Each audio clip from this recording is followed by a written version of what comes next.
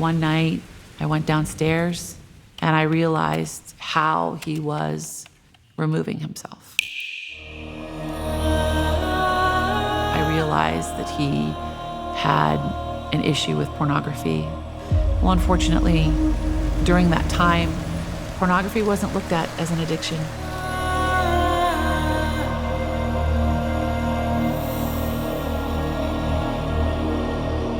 If I didn't step into the beginning act of that forgiveness, there was so much to forgive. There was so much forgiven to ask for myself, and there was so much to forgive him for that you couldn't do it all at once. It was, you had to kind of walk through it.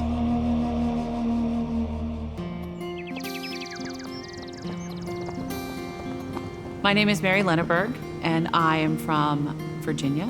I grew up Catholic, part of a large family. I'm one of 8. When I was 18 years old, I met my husband, Jerry, on a blind date when he was attending the United States Naval Academy. After dating for 2 years, we were married, and we began our life together as a military family. We had our son, Jonathan, in 1989, and then our daughter, Courtney, came in 1992. After the birth of our daughter, we experienced a lot of upheaval within our marriage, but most especially within the intimate life of our marriage. I discovered that my husband had an addiction to pornography.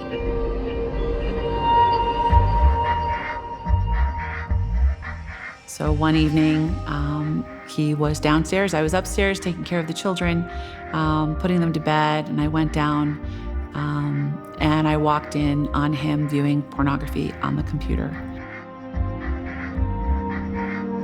It was the first indication I had that everything was not all right within my marriage, and that we were headed down a road I didn't quite understand, but emotionally I knew that we were in trouble. 4 reasons that people view pornography as halt, right? Hurt, angry, lonely, tired. And I was a lot of all of those in high school and at my early years at the academy. And of course, at that time, it wasn't really considered abnormal.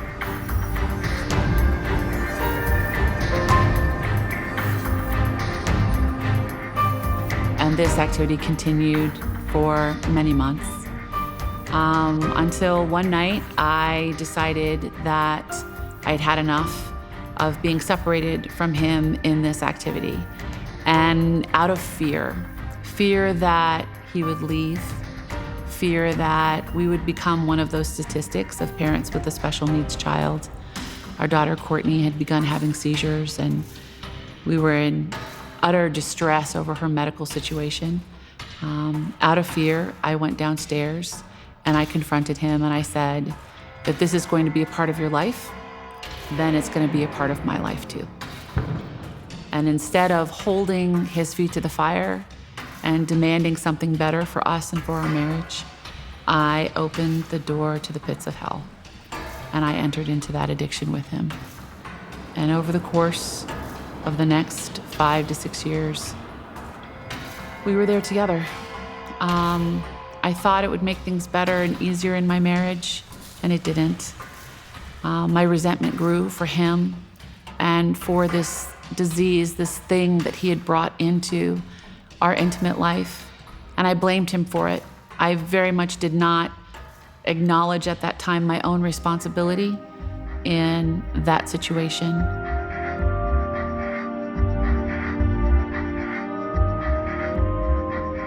After several years, I had begun to eat my emotions away. I entered into my own addiction to food.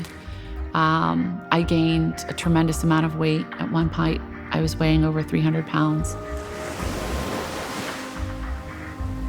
One night, I just remember very specifically, we had entered into the most intimate act that a couple can enter into. And there was a pornographic film playing on the television in our room, and my husband never once made eye contact with me. And I knew then that something had to change and that I could no longer accept that he couldn't see me for who I was and love me for who I was. And so I garnered the courage in the next few days to confront him. But on that night that I decided, the children were in bed, I decided that I was gonna have this conversation. I couldn't do it. I instead, again, went to baking, went to food. And I think I made like 3 pans of brownies, and I ate 2 of them. And I felt physically ill, realizing what I was trying to do to numb the pain of being rejected by my husband, or what I thought was rejection from him. And so I went to the bathroom and tried to make myself throw up. And I remember laying on the bathroom floor, crying. I couldn't throw up. Our daughter was so sick. She had just been in and out of the pediatric intensive care unit.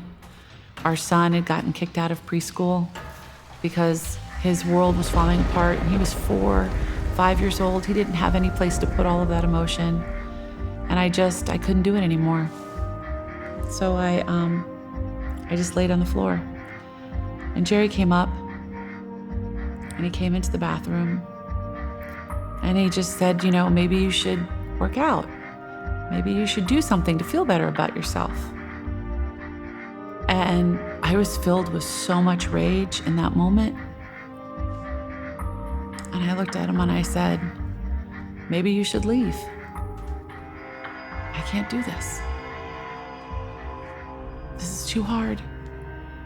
You won't look at me when we make love. You won't see me for the woman that you married. And I can't do this anymore. So you have to make a choice in this moment. You have to choose me and our marriage, or you have to leave. Because I'm not doing it anymore. I'm not participating in it anymore. It's like the shame of what I had been doing and what we had been doing had built to a breaking point, and I could no longer keep it within me. It was like bubbling over in every aspect of our life. Our whole life was just a dumpster fire. And I couldn't lie anymore. I couldn't lie to myself. I couldn't lie to God. I couldn't lie to my family. I couldn't. And he's looking at me, totally confused, not understanding the depth of my shame, the depth of my pain. And, he simply didn't know what to do. And so when I posed the question, you have to choose, I think he simply thought it was, okay, well, for tonight, I choose you. So let's, get up and let's go to bed and let's, we'll start again in the morning. And I stopped him. And I said, no, this is a bigger choice than that. You either choose us tonight and you stop asking me to partake in this with you. You stop doing this yourself, and we get help. We find a better way to be a family. Or you pack your bags and you leave. And so he kind of took a deep breath and he looked at me and he goes, I choose you. And I said, okay. Then we have to do something to fix it, which means we have to seek counsel. We have to get help. Well, unfortunately, during that time, pornography wasn't looked at as an addiction. It's not something you talked about in public society. It's not something you even mentioned with your girlfriends. It was just something quietly done behind closed doors. And so we didn't really have any places to look for that help until we left the Navy a year later. And we landed where we are now in Virginia. And we met some incredible, incredible people who directed us to mentors. So Jerry got a mentor. I got a mentor. We started marriage counseling. We started family counseling with Jonathan for a few months. We didn't do it for very long. It was just not something our budget could take for long, but we did our best. And we found a community, a parish community, that greeted us and welcomed us. They didn't know what was going on behind closed doors. They didn't know the struggle we were having. Courtney continued to have seizures every day. She continued to stop breathing. The stress, nothing in our life had changed. Our kids were still our kids. Our marriage was still very, very broken. But the two of us came to a determination that we would try. And I guess that's all that God needs sometimes, is for us to say, we're willing to try. And so we recommitted ourselves. We went to confession. We had long conversations over the course of the next 2 to 3 weeks of what needed to happen. We sought a very specific marriage counselor that dealt with issues in the intimate department, in the sexual arena. And we began to open up a little bit more to the people around us to ask for their help. I'm telling Jerry all about my resentment and how it's all built up. And he was so confused because he thought I had let it go. And I hadn't let anything go. I just stuffed it back. And I realized after going to confession that if I didn't forgive him, if I didn't step into the beginning act of that forgiveness, there was so much to forgive. There was so much forgiven to ask for myself, and there was so much to forgive him for, that you couldn't do it all at once. It was, you had to kind of walk through it. And so I started with just the simple, I asked for your forgiveness, that I wasn't a strong enough wife to stop you from dragging us both down into this pit. I ask your forgiveness for not being a strong enough mother, that I couldn't protect my son, that I couldn't do the right things that I thought I should do. I couldn't be emotionally available as I should have been. And I ask your forgiveness. I had to work my way through every point of shame in my life. Even way back to things that happened before Jerry and I ever met, that set me up for this idea that I wasn't worthy of love. And it took time. It took a long time, 7, 8 years of constantly going back to that forgiveness. And when I felt like I needed to ask it again, I would. And I would go to confession and I would ask. And God would release me from that. And I would walk in freedom for a short period of time, and then something else would bubble up, and I'd have to go and I'd have to ask again. And Jerry began the same process. And for him, it was much clearer. You know, he's very good at compartmentalizing. I'm just one big ball of feelings, and he's, squares and doors. And he had to open certain doors to be able to walk through them and say, I have to deal with this wound. And what we both realized over the course of our time in this period of 7 or 8 years was that we had come into this marriage with feelings of unworthiness. Neither one of us felt worthy of love. And these were wounds we carried from our childhood, and we never dealt with them. So when disaster struck and hard things happened, and we have a child that needs tremendous help, and we have another one who's not, following the typical line because his life looks like an utter disaster. Nobody else in his class has a special needs sister. Nobody else in his class shows up with a sister in a wheelchair, and he felt like an outsider from the beginning. All the attention went to Courtney. None of the attention went to him. He'd been bullied. He'd also been sort of set aside, and he had also, quite honestly, felt, as we found out later, that we didn't love him as much as we did Courtney, which is true. He was not wrong, and he started having to, deal with his own emotional health.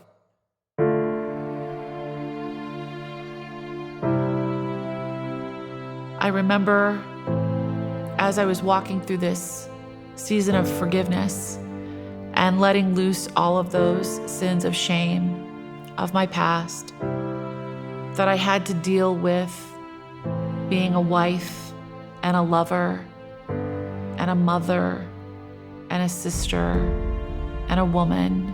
And I had to go down every single lane until I had let go of all of it. I had to ask forgiveness of my husband, of my son, of my parents, of my siblings, of dear friends. But the hardest person to ask forgiveness of was myself. And that took a really long time. But God is so gentle, and He is so kind, and He is so faithful, and He never ever left me. And when I was finally ready to let go of all of that, I remember Father David heard my confession, and I remember walking in, and I sat down and I said, Father, I waited till everybody else had gone, and I was the last one in line, and I said, Father, you might be here a while. This is going to be one of those confessions. And I remember him chuckling, and he said, okay, then let's do this. And he was so very kind and so very gentle, and he walked me through all of it. I confessed everything. Even if I had confessed it before, I felt on that day that I needed to let it all go. And I did. And by the grace of God, I was absolved.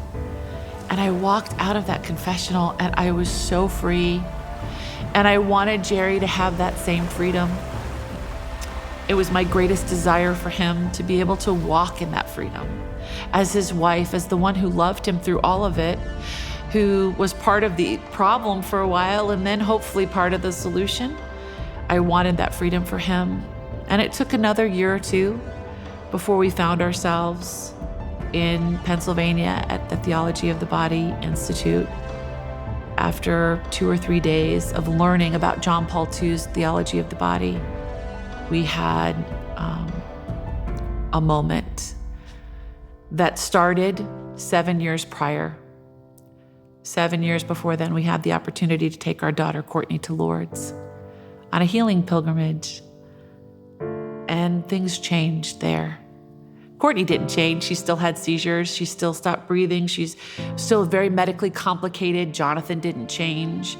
I still was overweight, still dealing with all of the ramifications of my addiction. Jerry was still dealing with the ramifications of his.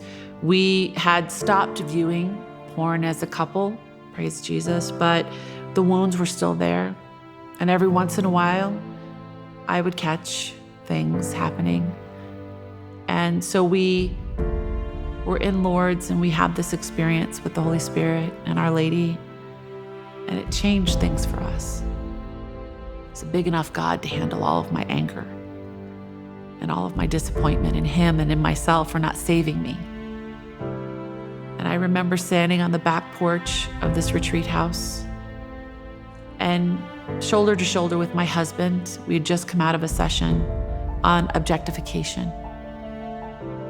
And Christopher West had laid out very clearly what it was to objectify another, especially in an intimate situation.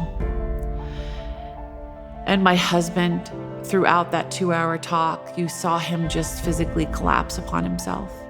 And I knew that God and the Holy Spirit were there and were working on him. And as we stood on that back porch, I had forgiven him. I prayed for him differently. We lived differently. We were working so hard to be the people God had called us to be, to have this covenant of a marriage, to honor that covenant contract, and not to just be married for the sake of marriage, but to love one another and to be each other's path to sanctification. We had made that turn in Lourdes, and this seemed to be an important moment. And I remember standing shoulder to shoulder with him, and he didn't look at me. We're looking out this beautiful landscape, and he said, I did that. I said, you did what? And he said, I treated you like a prostitute. I didn't honor you as my wife, as the most important thing in my life, the most important person in my life, the one who holds my heart, the one who walks with me hand in hand to get to heaven together. We are each other's sanctification. I didn't honor you, and I'm so very sorry. And he turned, and we took hands, and he simply asked if I would forgive him. And I had a choice in that moment. I could hang on to that last vestige of, Lord, will he ever see the truth? Will he ever come to this moment? And that had been what my prayer the whole weekend, like, Lord, just show him the truth, that he needs to know where he is. Because I had forgiven him and I had forgiven myself, and God had done a huge work in my heart, and I was a different human being. But I needed him to know that freedom for his own good. And I simply put my hands on either side of his face and I said, of course I forgive you. I love you with my whole life. I love you with my whole body. I give all of myself to you, fully and freely, for the remainder of our days. There is nothing you can do or say that will ever make me leave. Nothing. And he got down on one knee and he asked me to be his wife. And on that back porch, just the two of us, we exchanged our vows again, and a whole new life began in us.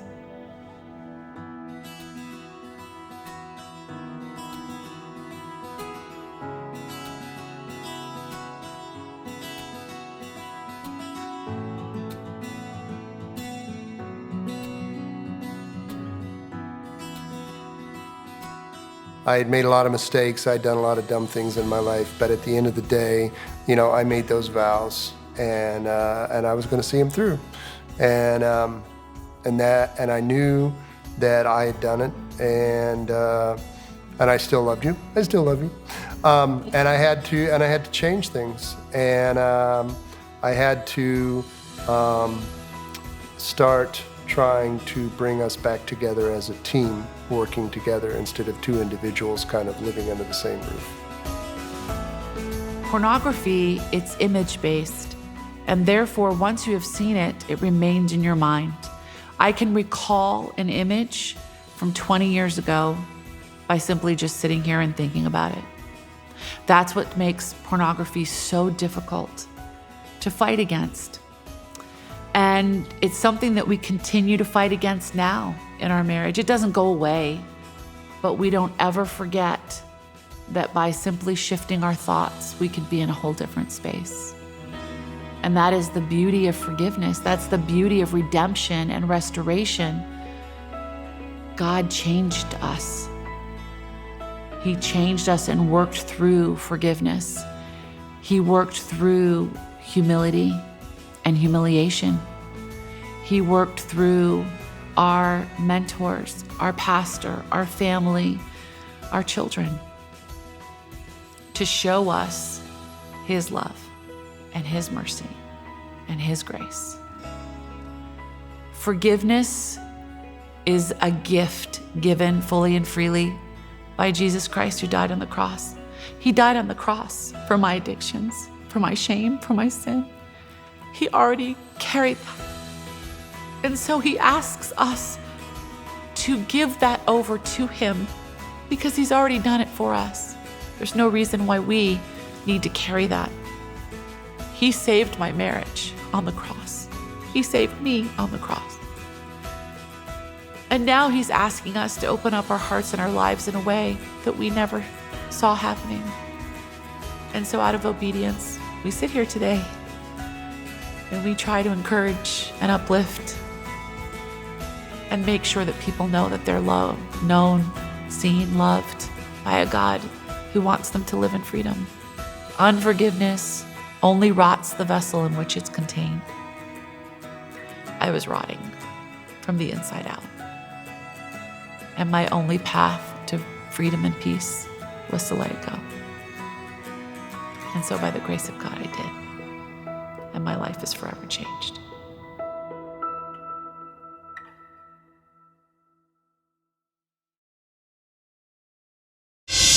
If you have good news, we expect you to want to share it. Salvation in Jesus Christ, the Son of God, who for love of us and for our salvation came down from heaven. Salvation in his name, and he is the only Savior, is what we are on earth for. Therefore, all those who spread the good news of salvation in Jesus Christ, we should encourage them. I can speak, but how many people can I reach alone? But the media, the television people, the radio, the newspapers, and all those who use the computer and its derivatives in various ways to spread the gospel, we must thank them, we must encourage them, we must work with them so that they can continue to spread the good news. There's so much news that is not so wonderful in the world, but there is also news that is wonderful on the gospel of Jesus Christ. We encourage them and beg God to bless them, especially the Shalom World TV. God bless you.